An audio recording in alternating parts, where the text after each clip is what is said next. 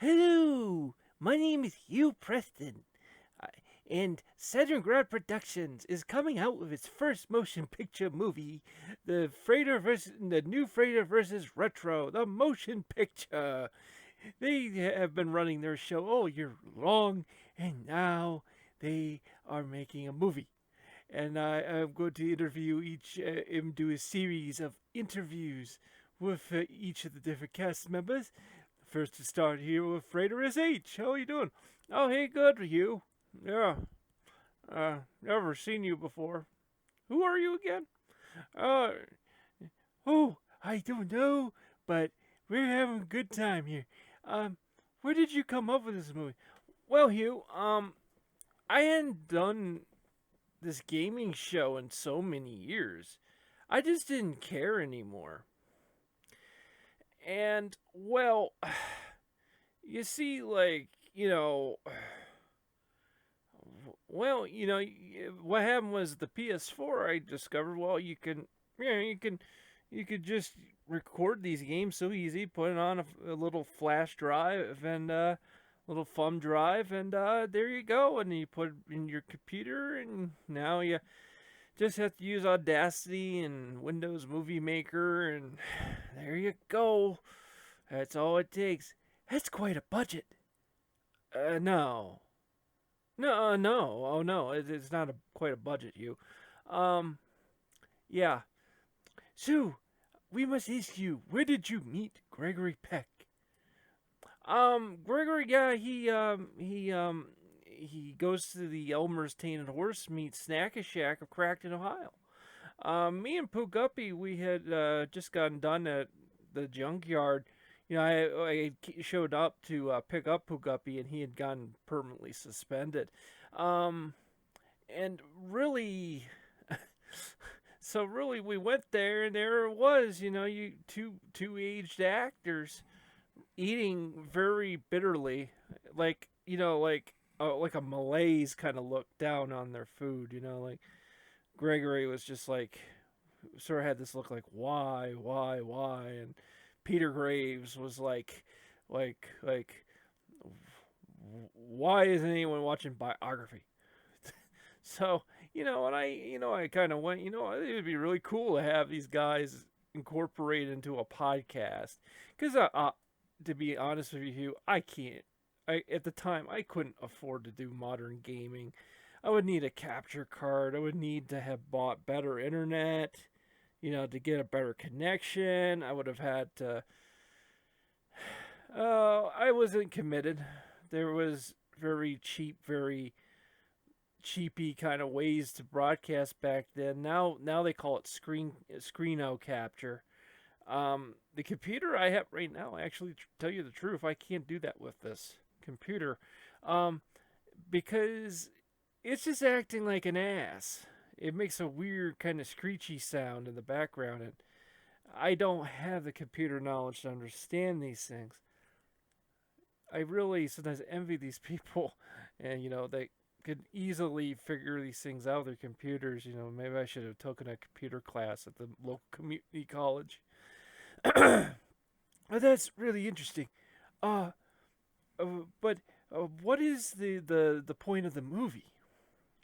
The point of the movie is to document all is actually to gather the entire continuity of the entire series into one.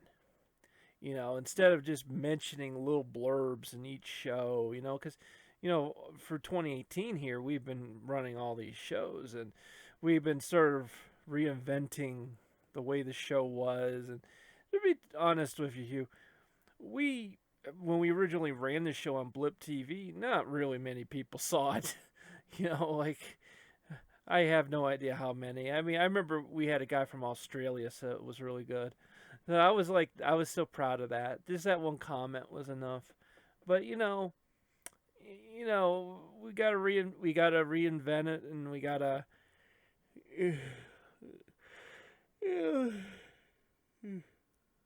You've been really working hard on Saderingrad, haven't you? Oh yeah, I mean, we to be honest, it's not been an easy ride for this company.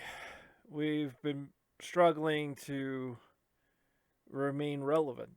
We're not fantasy. We're not just some, in the mind of some writer, that we're trying to kind of get on as many different programs as we can, and sometimes we have to leave those programs. Like I've seen ones that they'll say, well, we're an alternative to YouTube, or we're this and we're that, and then it ends up there's just Nazi videos everywhere, and we have to leave because it's just a disgusting platform. And you know what? That's the downside, yes, of freedom of speech, but when you have just hate videos all over the place, what do you think the rest of the world is going to think when they visit your site? They're going to go, holy cow, there's like neo-Nazis everywhere. Like, this is the most racist thing. What if I was black and I visited one of these sites? I would be disgusted. How would I put up with that? And I know it's like they go, oh, about freedom of speech, and I know, but the thing is, it would be one thing if you would see maybe like a handful of these videos, but many more different kinds of videos that kind of fight against it, showing, a proper balance, and there is no balance. It's always turns pro-Nazi. It always turns very racist. Some of these sites really turn anti-Semitic, and we can't. I can't have Saderingrad be involved with that. I mean, there's a site that's like that called BitChute. I hate to say names, but I see some stuff on there that is just terrible, and it gets on the trending, and they're like, oh, well, it's all about the views. The views just determine that's what they want to see. Well, turns into a little hate echo chamber, So,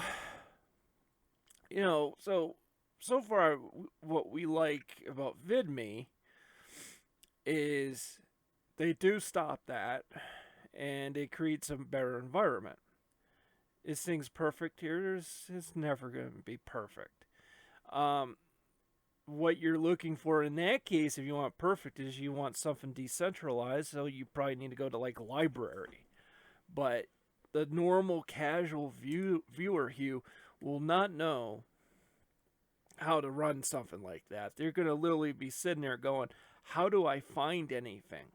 And it has a little bit of a learning curve. So you got to look up stuff, and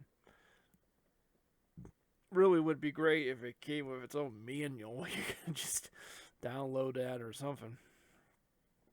There's a lot of different booklets about it. I mean, by the time this comes out, this interview, it's probably going to change quite a bit.